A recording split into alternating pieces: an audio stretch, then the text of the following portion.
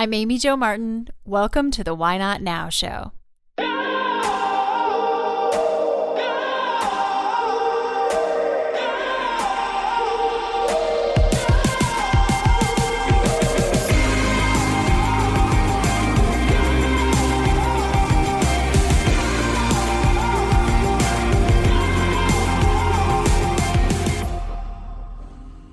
You know that thing you've been thinking about doing? Yeah, that one. Why not now? Have you ever actually taken the time to ask yourself, what's stopping me? Let's talk it through. This is your chance to give that idea the attention it deserves and take action. Each episode, I have a chat with a fascinating person, from entrepreneurs to athletes, celebrities, my parents, rocket scientists, and all walks of life.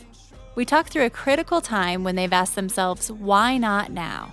We dissect that day or even that moment, step by step.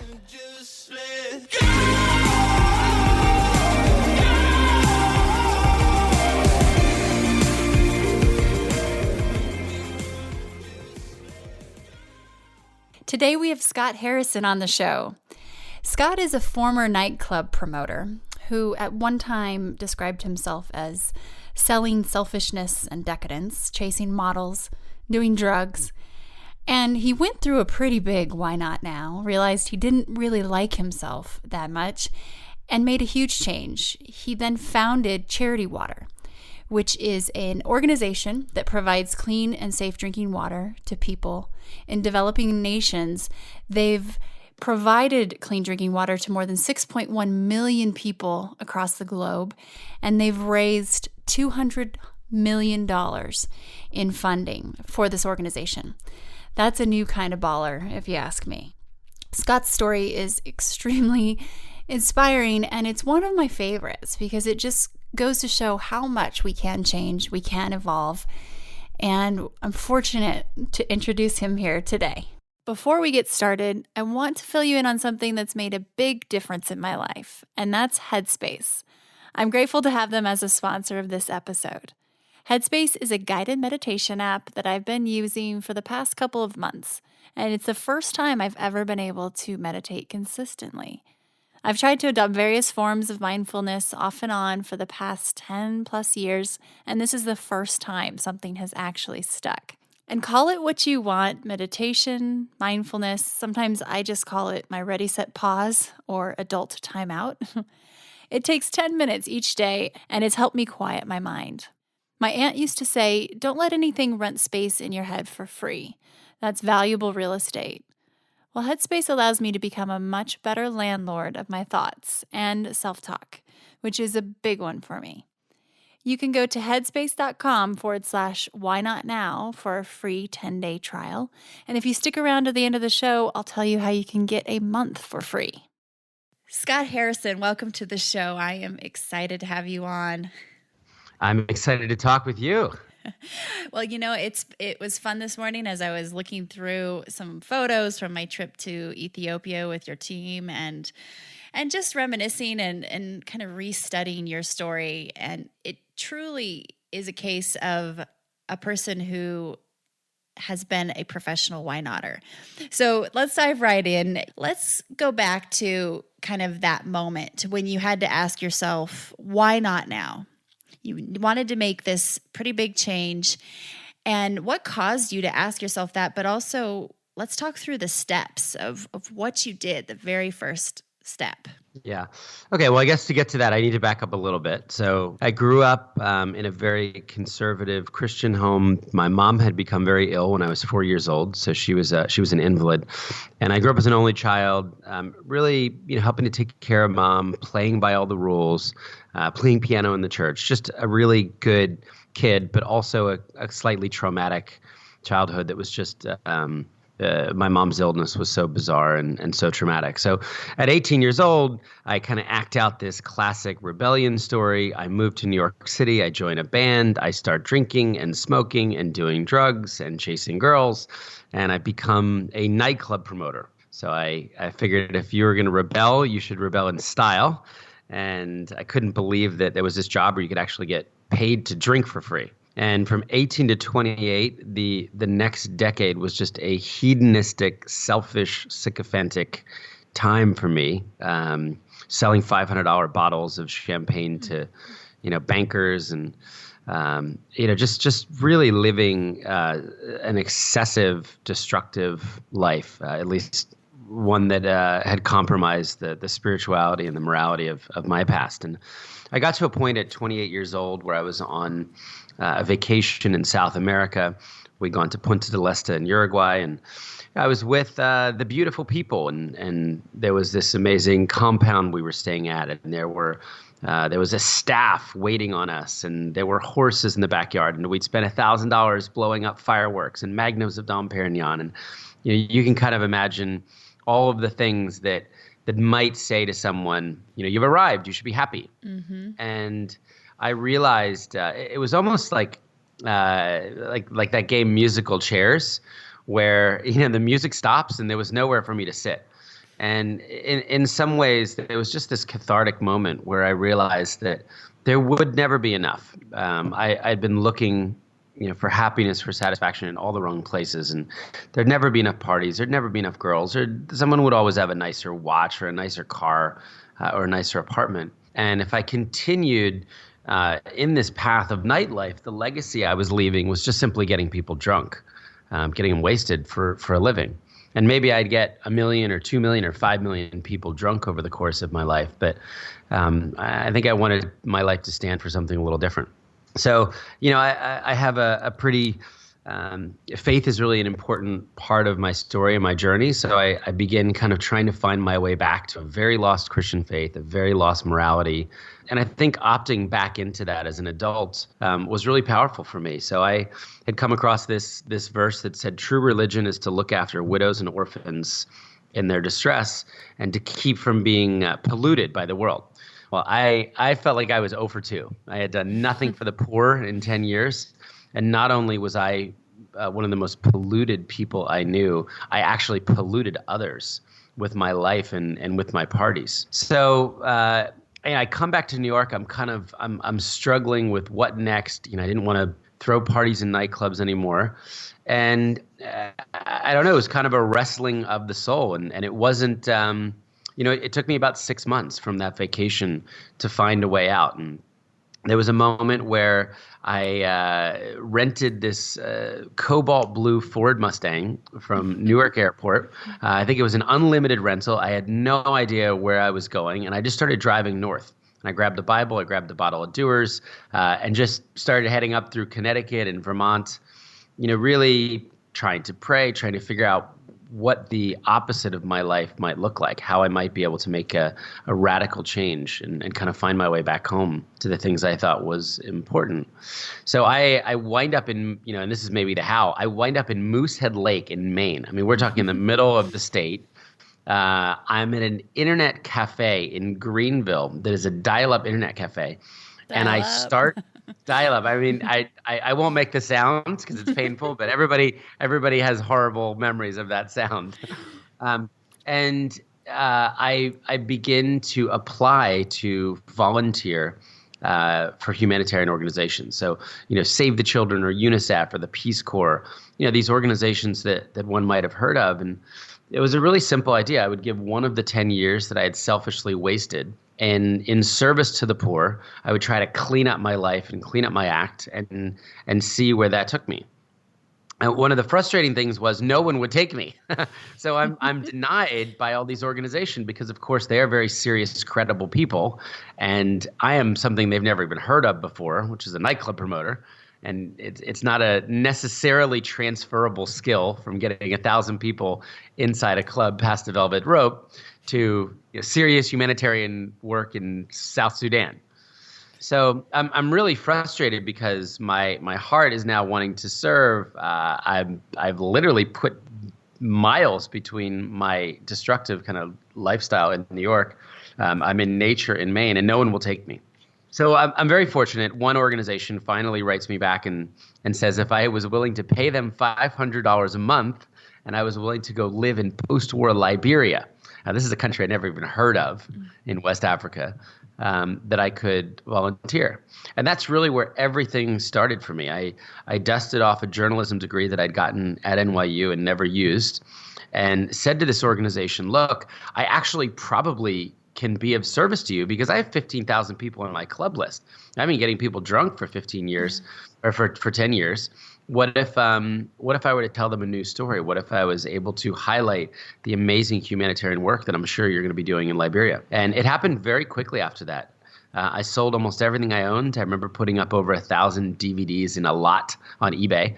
I just liquidated my life and joined this amazing hospital ship, a humanitarian mission in post-war Liberia at 28 years old. Wow. And you took your doors and your Bible and you hit the road. I just think it's such a visual. And when you say you liquidated your life and some of those moments, you needed some money. Well, did you need money?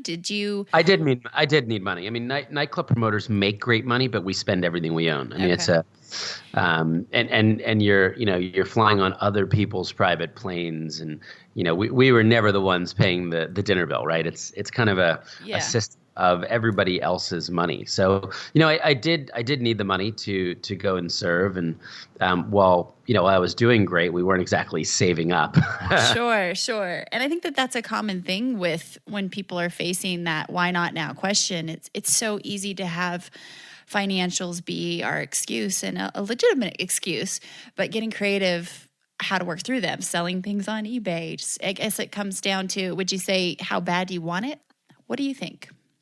I think so, or how important security and money really is. I think, look, I was also fortunate. I was born in a very middle-class family. My parents don't make much money, but also I knew I was always going to have a roof over my head, right? So if this didn't work out, right, I could always go sleep in the basement or, in the spare room at my parents'. So, and I know a lot of people don't have that luxury now. It did work out for me. So I wound up paying for myself for a while. And then I actually wound up raising support from other friends. So, this humanitarian mission, it's a really interesting business model. The way that they help subsidize the programs is they turn their volunteers into fundraisers. So there were 350 people, doctors, surgeons, nurses, support staff on this giant hospital ship. And everybody was raising about $500 a month for crew fees. Some people paying it themselves, some raising it for others. So it was partly my money, and then I actually went to guys that were buying bottles and said, "Hey, do you want to help support me for a month?"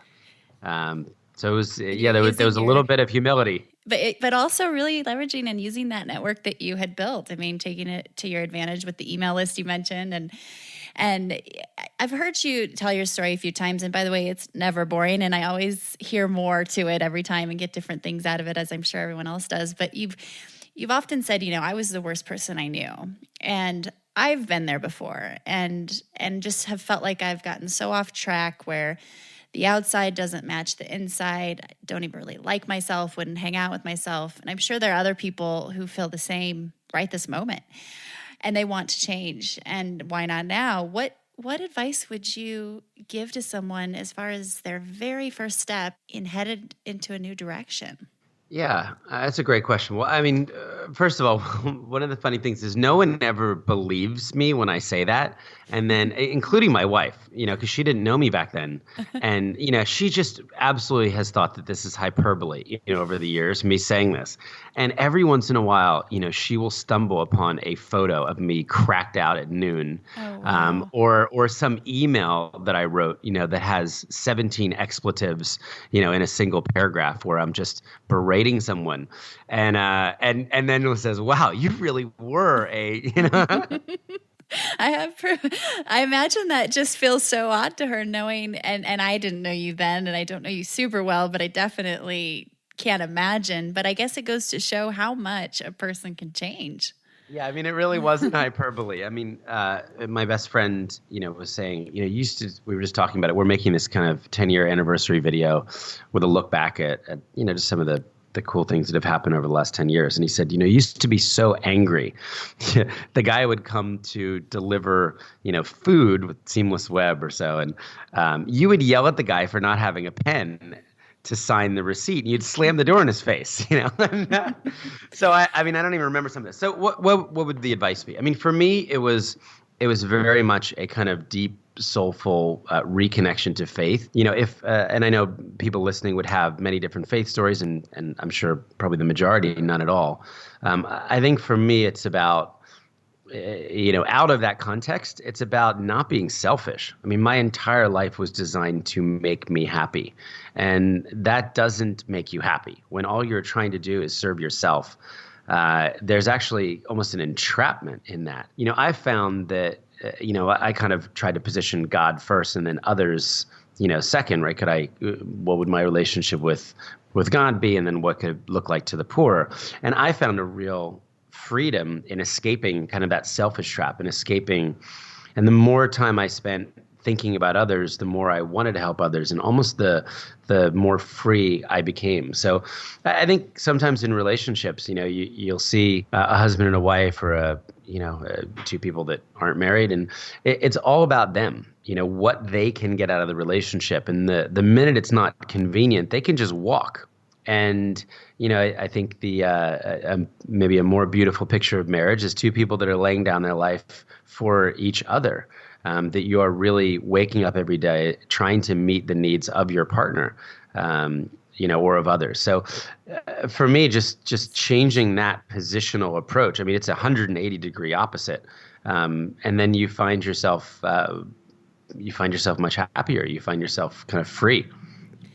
That's a great, and I think coming down to that selfishness, just to be aware and do that gut check. So if you're wanting to do this 180 like Scott Harrison did, it might be a good place to start. And I guess it's, our mutual friend Tony Shea has always said most people misdiagnose what will make them happy, and you're chasing something else because you think it will, which is very common. So when I got back from Ethiopia with your team, I had this epiphany, and I wrote a piece about it. And basically the gist was kind of, once you realize what enough looks like, you become rich. And I know that's been said before, but that was definitely how I felt. I felt like I was witnessing something that I had never even known existed in terms of the environment that we were in. And not only grateful, but it took me a while to adjust from Tigray, Ethiopia. And I was on a business trip, and I actually had to go to Europe and London, and it was and then back to Vegas, and it was this kind of culture shock to head back into Vegas. And you've hosted a lot of people to third world countries.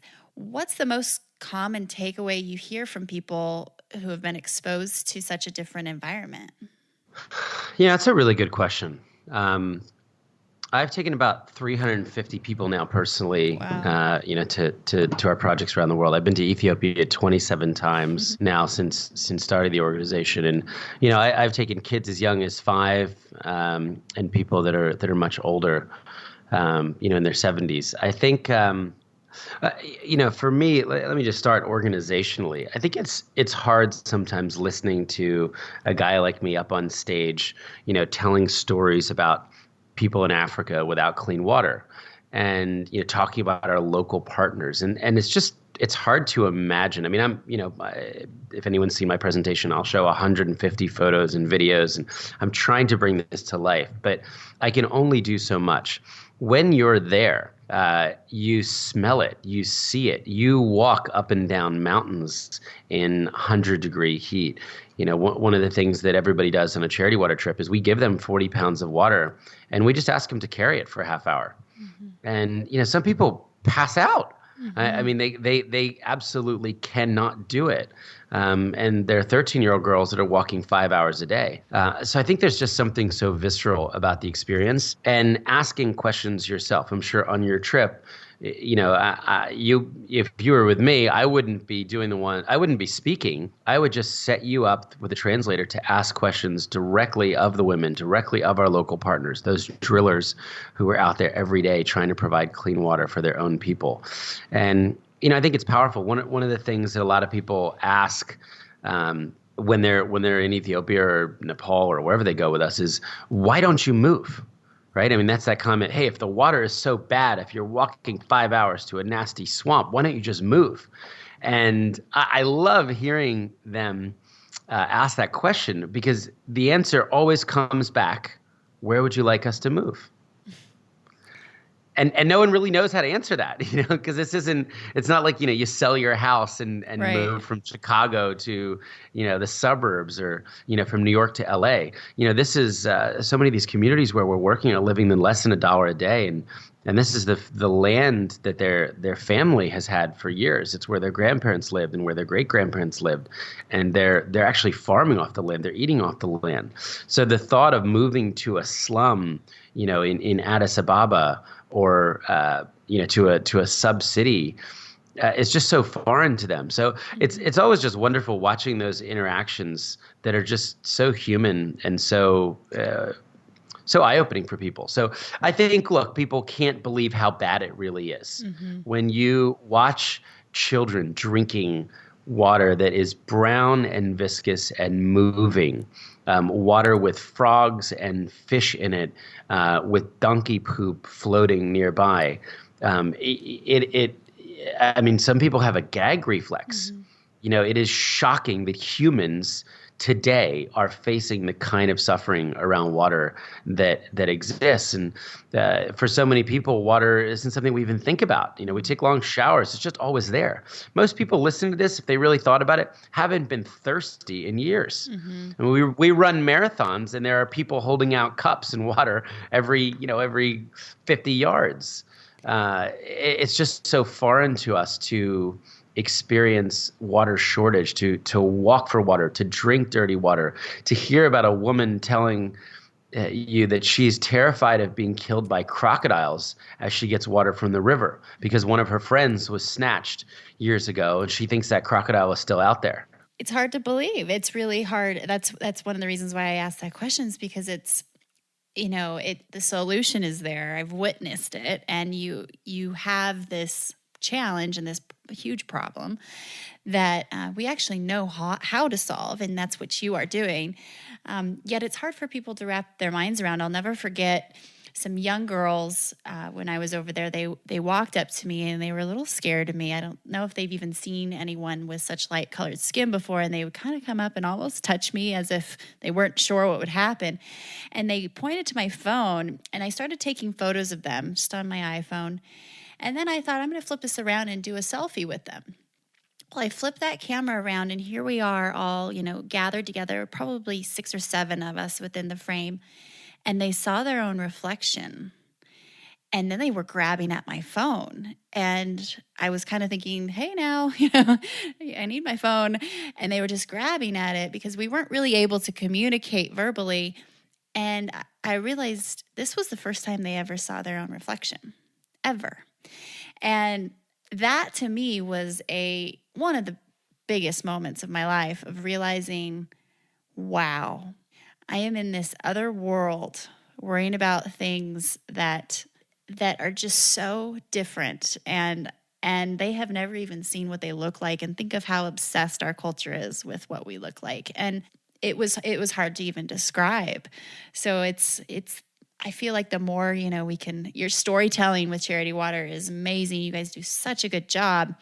And I think that's one reason why you've just been so successful, is you do humanize those stories and bring them to life. But it's pretty amazing. But how do you, given all of this and everything you do, the places you travel, things you see, how do you keep your own mind healthy?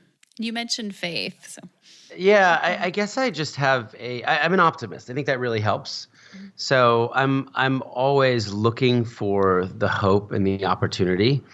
If I'm in a village, watching this kind of suffering, I know that we're going to be able to bring a solution. I know that 300 people's lives a year or two on will be changed, and that there will be an end to that suffering. I think by the very nature of our work, there are these two extremes. There are these terrible stories. I mean, I lived in a village, Amy, where a 13-year-old girl hung herself after she spilled her water because she didn't want to go walk for water anymore. They found her, her body swinging from a tree in the village with a clay pot in shards nearby. because she'd carelessly slipped. There are stories of such unspeakable agony and tragedy. And then we get to spend time with women who have clean water, who tell us that they feel beautiful for the first time in their life because they have enough water now to wash their face and wash their clothes and keep their families clean and their homes clean. So, there are really these two extremes, these polarizing extremes. I think I really try to focus on the progress that is being made. And while we're not shying away from telling hard stories that are true, we really focus more on the opportunity, inviting people to be a part of the solution, to kind of shake off the apathy that is so easy to fall into. When I tell people that 663 million people around the planet don't have clean water, minds just shut down. People say, well, I don't know what 663 million of anything even looks like, and how could I ever contribute to a problem that big? So I think we've really tried to focus on one woman, one family, one village, one region, one state. And 10 years later, we've gotten over 6 million people clean water taking that approach. And over 1 million people around the world have actually broken away from that apathy. Instead of throwing their hands up in the air, they've done something. They've given money. They've donated a birthday. They've volunteered. They've said, this isn't okay on my watch. It's not okay for people to walk 8 hours for dirty water. It's not okay for kids to hang themselves because they don't want to go back to some disgusting water hole. Mm-hmm. And I remember seeing the juxtaposition between the communities or the villages that did have the clean water and being able to actually be there with the rig that has its GPS and being able to kind of see this amazing thing happen as all of the people stand around and watch. And then the other, side of it where they don't. And the ones that did, the smiles, the energy, the health was so black and white as far as being able to see that difference. It was fascinating. All that is water, that brings so much health. And you're bringing those numbers down. I remember when it was 800 or Billion 750 people, million. Yeah, you're right. That's so encouraging to know, especially as someone who's done birthday campaigns and things like that. So, yeah, and it's more than just the money that you've raised. It's really the awareness. The UN has just kind of revamped its Millennium Development Goals, and water now has a standalone goal. The UN has come out and said no one should be drinking dirty water, no one should be without a toilet, and it's kind of put a stake in the ground 15 years out. It's incredibly ambitious, but there's so much more awareness. So many more people are talking about this issue today because water is life. It touches so many things. It impacts education. It impacts health. It gives time back to women that they can then turn into income as they start small businesses. Water is just this very, very powerful transformative agent that can lift people out of extreme poverty, that can eliminate this suffering. And as you said, we know how to do it. It's not like a cure for cancer that may exist in a lab or a test tube 10 years in the future. There's not a single person on earth that needs to drink dirty water. Right. Now, there's not a one-size-fits-all solution. You can't always dig wells. You can't always build rainwater systems. You can't always build filtration systems. But if you're solution agnostic, we know how to bring clean water to every single person on earth. A lot of different things work in a lot of different contexts. Yeah, well, and you have such a strong passion, and you can kind of feel the competitiveness in terms of not just against any entity, but just against this mission. And you're back real quick to how you keep your mind healthy. Are there any tangible things that you do? Well, I have a family now. So I have a 2-year-old at home, and I have another one on the way. I have a girl coming in, I guess about 6 weeks now. So congratulations. I get to spend a lot of time with family, which is, I love it. I mean, anytime I might ever get too big for my britches, my wife gives me a great dose of humility. So, I can come back from a conference, speaking in front of 15,000 people, and, I'll be taking out the trash and doing diapers and, basically working Keeping for her real. for the next 3 days. Yeah. So, I think, I have a prayer life. I definitely have a kind of, my versions of spiritual disciplines, and that helps. And, I think priorities, I really want to live a life of integrity first. I want to be a great husband. I want to be a great dad. I want to be a great friend. I kind of put work fifth. I want to crush it at Charity Water, and I want to help as many people as possible and never compromise our values. But I really spend more time, I think, working on character, thinking about my character than maybe the impact of the organization. I have so many questions for you, but I know I want to keep on our time here. The other side of the why not now is looking at the future and kind of, you're getting ready to celebrate the 10th anniversary, and congratulations on that of Charity Water, but also some huge personal developments happening with your family growing. Is there something specifically that you've been thinking about doing that it's time, or it will be time soon, to get your why not now on? Yeah, I've been threatening to write a book for about 6 years. So I finally have put it in motion, and finally started working with an agent and interviewing people who could write it with me, and stop making excuses that I'm too busy, which was the excuse for about 6 years. So what made you pull the trigger? What allowed you to get rid of that excuse? Was there a moment, or was there something that happened? I'll be really honest. A friend of mine who I really trust, who runs the CAA Foundation, said, you should tell your story before someone else does, and you might not like it. There you go. That was the catalyst, huh? To own your voice. So that's a good one. That's it, Amy. That was like 3 years ago. So I think it got me thinking a little more. No, I think really it's around this 10-year mark. For so many years I kept saying, we're in a doing stage and we haven't done enough. I haven't accomplished enough to think that there's much worth writing about. I think there's something about showing up for a decade, helping 6 million people out of 600 million, where now maybe there's a time for a little more reflectiveness, and I want to share what's worked with others. There are so many other great leaders out there. There's so many great causes. There's so many people trying to improve the lives of others, eliminate suffering around the world. And if some of the lessons that we learned at Charity Water, both stupid stuff we did and mistakes we made, and also some of the things that maybe we even lucked into that just really worked, if that could be helpful for others, it feels like it's worth slowing down a little bit to take the time to write. It's also, part of strategy and awareness, because that book and that message may be just as impactful, even more scalable than you hopping on a plane and getting in front of X amount of people. So in a way, I mean, obviously there are multiple benefits, but it's very smart in the cause that you are wanting to tackle, and you are tackling. So I heard one of your favorite quotes was, "If not us, then who?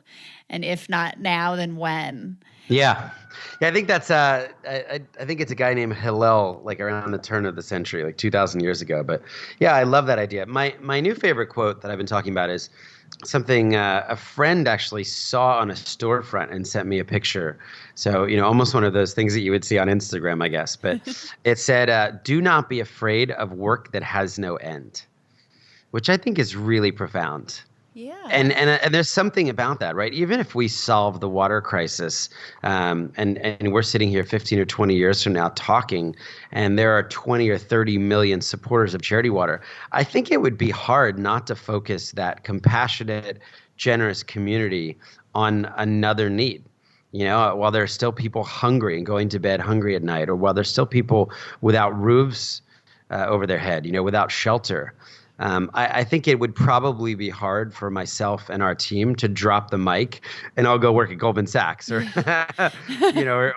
or go start companies and try to make millions of dollars. So I really love the sentiment behind that. I mean, it's a life of service, and kind of knowing that there is no end point. There is no, we did it, we went to the moon. There's a line in the Bible that says, the poor will always be with you. So it's really about this struggle it's a positional way to live your life, I think, that serves others and benefits others and tries to eliminate as much suffering and provide for human flourishing. I just listened to Ryan Holiday's book, Ego is the Enemy, and he talks a bit about being versus doing. And I was thinking about, I was reflecting on that and thinking about, a lot of my career and just life has been trying to be something, trying to be XYZ, get to XYZ level. And it really, truly, what you just said is a lot more about doing. Because even, especially if there's work that has no end, you have to keep doing. There isn't an end game per se. So I love that. I absolutely love that. Speaking of books, what are you reading right now? Actually reading a book called The Experience Economy, which I've just started, so I don't know if it's any good. But okay. I'm really interested in the idea of where is our attention going in the future, and how does an organization like Charity Water communicate? How do we move people to greater empathy? And 5 years ago, I could make YouTube videos that were 3-minute long, and people would watch them and share them and cry, and then give. Now, you might watch 14 seconds of a YouTube video, and in that time, you got 3 Snapchat notifications, and Donald Trump is shouting on some TV in the background. I think it's just getting harder and harder to grab people's attention. So I'm thinking a lot more about experiences. We shot our first film in virtual reality last May, where we took a VR rig to Ethiopia and we documented the 6 days where a 13-year-old girl named Salam gets clean water for the first time in her life. And this is so interesting to me because people will put on the headset, and 8 minutes they go to Ethiopia and they experience a transformative change in Salam's life, in her family's life, in the community's life. Many people will take this headset off weeping. And we've seen people, uncontrollably really moved by this story. And, that's all great. But what I think I love is that their phone was off for 8 minutes. They did not check their phone. I mean, there's an amount of time where people are willing to let me put a movie screen on their face, put headphones on them, and absorb content, which we're doing our best to make sure is redemptive content and empathetic content and content that challenges people and gets them to think and moves them to action. So I'm actually kind of piloting this, I guess, before reading the book. So maybe I find some validation in this book. But there you go. We're doing a huge virtual reality takeover of a public space in Lower Manhattan that has foot traffic of over 3,500 people an hour. And we're doing an 80-foot kind of mural and banner. We're setting up these VR kiosks through the middle of the space. We have 900 volunteers helping with this. And we're really just going to stop people and say, hey, try this out. Step into someone else's world. Step into a 13-year-old girl's life in Ethiopia. And see how you feel. I'm not sure how it's going to work, but I'm pretty excited about trying. Well, props to you too for the integration of just the innovation, but also the willingness to pioneer. And you've really changed the game how charities interact with technology and think differently. Your partnership with Google, your reinventing the way that fundraising happens online as well as in the physical world. I've been to the Charity Water balls, and it's amazing to see how you flip this kind of on its head. So congratulations on that, as well as the 10-year mark, which is huge. I just have one more question for you, Scott, but it's just something that's been weighing on my mind that I think might be helpful for. So I don't know if it's just my childhood or if it's just the topic, but sometimes I lean away from talking about faith, especially bringing it up in questions. But you've talked about how it was a big part of your childhood, and then you kind of went through this time where you rebelled, and it's now once again a big part of your life. Can you talk through whether or not your relationship with religion and how you practice is different from when you were younger, or maybe what that looks like? And the reason I'm asking is because I actually have a similar situation, and I'm sure a lot of people do, to where there have been moments where I'm actually seeking more faith or religion in my life, and I'm finding that through other vehicles like meditation and just nature. But I have a lot of curiosity about what that could look like at an even higher level, and a lot of people I think are in the same spot. So, I should just preface this. This would come from, a Christian type worldview. Mm-hmm. It's so funny you mentioned the word religion, because maybe that's one of the main differences between, coming back to faith at 28 and growing up, in the church. With quotes around it. As I reread the teachings of Jesus and his words, I realized actually he was the least religious person.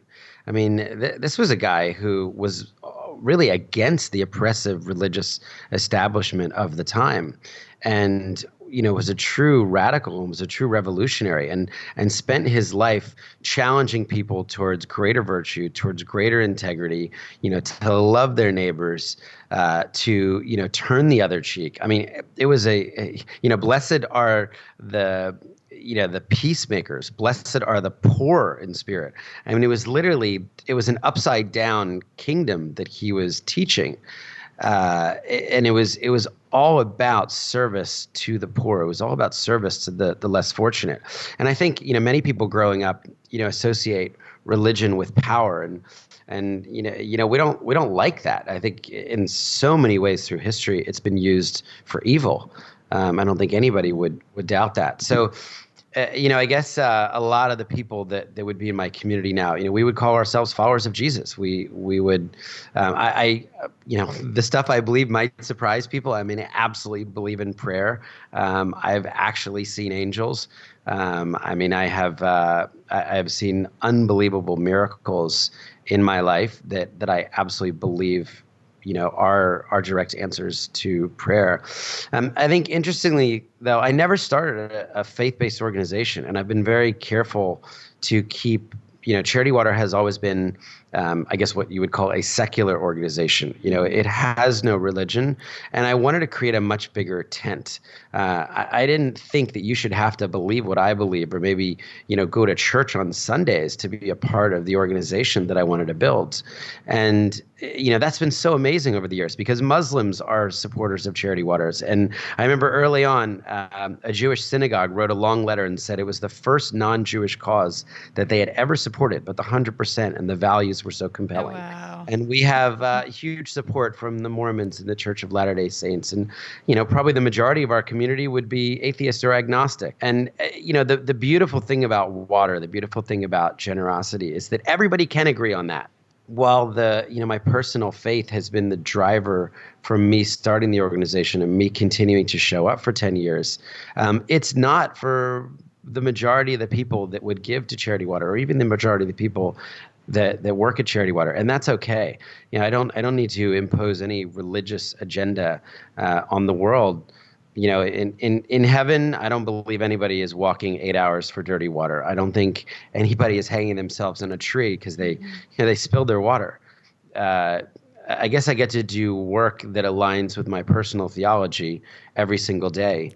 I every once in a while, like, there'll be someone in my office that'll ask me to pray for him, and I'll pray for him. They're typically people that don't even believe what I believe, and it's a lot of fun. That's cool. I really appreciate you sharing that. I think it'll be extremely valuable, and just so cool that you were able to kind of talk us through that a little bit.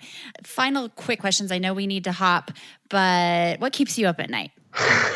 So in some ways, whether you're an entrepreneur or whether you're a social entrepreneur, running an organization, so much of our business thrives on donations. It thrives on money. And with Charity Water's model, for 10 years, 100% of the money that the public gives goes directly to projects, which we then prove, and we're able to give people clean water in a measurable way. I think I swing, and I still swing 10 years later, between these two very extreme states. One, we have raised our last dollar, and no one is ever going to give another dollar. And, with all the problems in the world, people are just going to stop caring, and they're going to stop giving, and we're not going to be able to help any more people. So that does keep me up at night every once in a while. And it's an illogical fear. On the other end of the spectrum, I think we're going to raise $1 billion this year and help 10 times more people than we are. And, so I go I typically end there on the abundance mentality. Good. But there is that fear every once in a while, because People don't need to care about their neighbors, but they don't feel like their neighbors living 3,000 miles away. The people that I talk to have never walked for water in their life. They've never seen kids die of diarrhea. Mm-hmm. Uh, they've never been sick with parasites or worms, or had to pull leeches out of their water. So it's so foreign to so many of the people that we're trying to engage in this cause that can help. I guess I just I hope that the compassion and the empathy never really dries up, because it feels sometimes like the world is so toxic, and you hear about, I don't know, you can turn on the TV and get really depressed. Mm-hmm, mm-hmm. No, it's interesting. You swing between those two extremes, and I'm glad that you tend to end up on the more abundant side. Last two questions. What advice would you give to your younger self? Well, how young? Let's say, actually, let's say before you went through the rebellious phase, but knowing what you know now. Yeah, that's actually a really difficult question, because I think had I not experienced what I had in those 10 years, it would be a very different organization. Sure. The second 10 years, I don't know if I'd gone and started Charity Water at 18, whether it would look anything like it looks now. I think there's actually some things that I learned over that decade of convincing people to buy, $500 bottles of champagne that I've been able to turn for good. Mm-hmm. Inviting people into a very different and more redemptive story. So it's kind of an unfair question. Nobody likes this question, by the way. Most people don't. Dude, stop drinking. Smoking sucks. You're going to give yourself lung cancer, and don't do drugs. Okay. That's fair. Fair enough. Fair enough. And I probably would have ignored myself and gone on and stuff anyway. And that's where I net out to when I if I were to write my younger self a letter, which I have, it starts off with, well, you're probably not going to listen to this anyway, because we're very stubborn. But, and final, very serious question, pirates or ninjas, who's tougher? Definitely pirates. Thank you. You know what? You're team pirates. Very few people are. It's usually ninjas. So team pirates. Team pirates. They're much more fun too, I think. And I would just say, hey, if anybody, is completely new to Charity Water, we've got hundreds of videos online, and people can kind of, learn more about the issue. And, as we turn 10, we are looking to do a lot more. Helping 6 million people is great. But there are people out there right now that are suffering. We know how to help, and we're able to give one person clean water for $30. So it's kind of amazing to think sometimes, and you've seen that for yourself. You were in villages where $10,000 drilled a well and gave 300 people clean water, and you would have been there and seen the dancing and the euphoria. Yeah. And now that so many of our projects are 9 years old, we've been able to go back to those villages and meet children that never had to drink dirty water. Oh, that's so cool. See this cycle of poverty broken, and the water that their parents were drinking that was making them sick, is a thing of the past. So I would invite everyone just to learn a little bit more about the issue. It's a really important issue. It's only going to get more important in the years to come, and there are a lot of ways you can engage with Charity Water. Absolutely. And it's such a unique experience engaging with Charity Water, because you get to see where your money goes directly. I remember after doing my birthday campaign and being able to actually fund a well, I was able to see that then take shape, happen, the construction behind it, and then actually get photos of it. So it's pretty amazing to, really understand where your money's going, because that makes it more tangible. So thank you for that. We've been trying to do that for 10 years. 42% of Americans don't trust charities.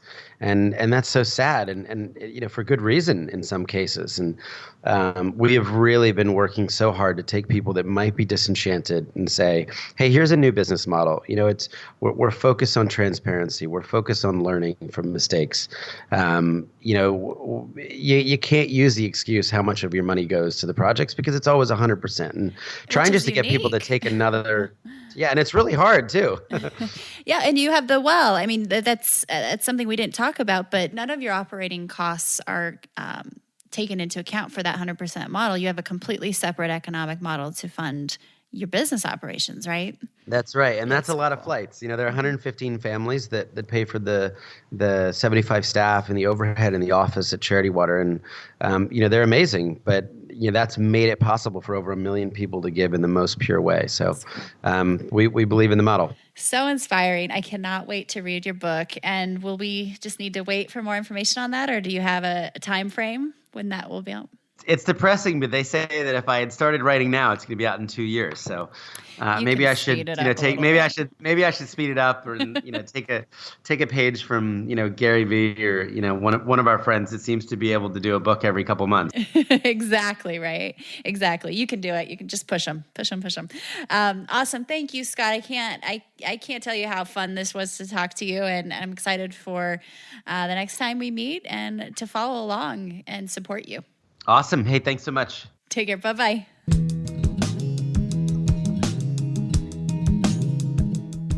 So if not us, then who? And if not now, then when? Absolutely love that quote. And I hope you enjoyed hearing from Scott and learning more about his story. You can check out charitywater.org for more info on what they're up to there. And congratulations to them for celebrating 10 years. The amount of progress they've made so far is incredible. I was just thinking about this moment when I was in Ethiopia, in Tigray, Ethiopia, Africa, with the Charity Water team. And when you arrive there, you hear about various rules. One of the rules was do not give anyone any money. Don't, just purchase certain things from them that they're trying to sell out in the villages. So I arrive at one of these villages with the individuals I was traveling with, and this young boy, about 8 years old, walks over to me. And he did know a little English, which was extremely impressive. And he said to me, "Give me some burr." And burr is the currency there. And I thought to myself, no way. I was told, do not do that. You can create just an uproar and havoc if you get money out. And then he kind of tells me to come over closer to where he was standing and nods over, "Come over here." And he said, "Give me some burr, 15 burr." And he shows me this phone that he wants to sell me, but it was a fake phone. It was a brick, a small little brick rock that had Nokia written on it. It also had little seeds that were made of the buttons. And he said, 15 burr. And I thought, no way, I'm not supposed to do this, but I really wanted to purchase this good. It was the coolest thing. It was like this kind of antique Nokia phone. And given that I worked in technology, I thought it'd be a pretty cool item to bring back to America. So finally, I just kind of look at him, and then he says, okay, 15 burr. And he shows me another little seashell that he was going to add to sweeten the pot. Well, I show him that I had 10 burr. And I said, I only have 10 burr. And he looks at me and he adds another seashell. He was trying to do this deal with me and negotiate. Well, finally, I said, okay. And I gave him 20 burr.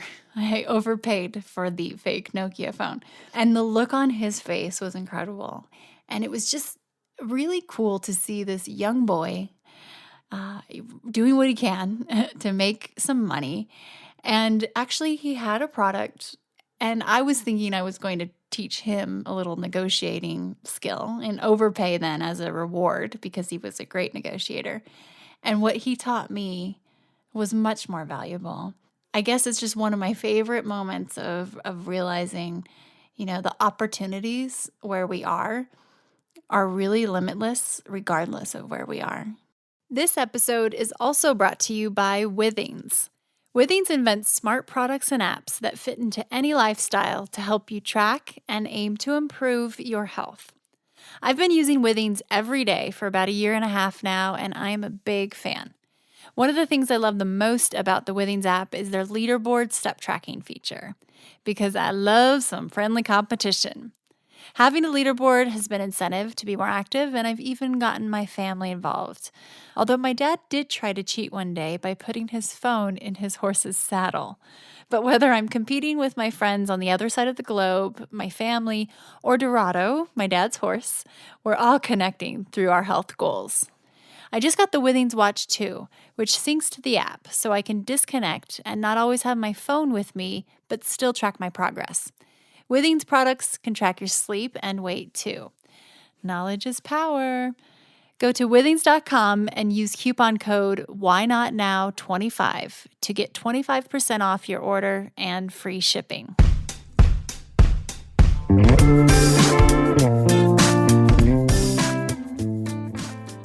I want to hear what your Why Not Now is. Please share it with me on Twitter, Instagram, or Facebook at Amy Jo Martin. I'll send a signed copy of my New York Times best-selling book, Renegades Write the Rules, to the first 200 people who listen, rate, and leave an honest review of the podcast in iTunes. And you'll also get a free month subscription from our friends at Headspace. This is only available to Why Not Now listeners. Once you've left a rating and review on iTunes, just email your iTunes handle name and your mailing address to whynotnow@amyjomartin.com, and we'll get your package in the mail to you. For detailed show notes, head to amyjomartin.com/whynotnow. That's where you'll find links to things we discussed on the show, special offers, and how you can keep in touch with guests. Hat tip to my buddies Ash and Devin at Rock Salt Music for our tunes today. You just listened to the talented John Coggins in Let's Go and Let It Ride. And a jump high five to my talented husband, Richard Gruer, for producing the show and being patient with me. See you next time. Until then, why not now?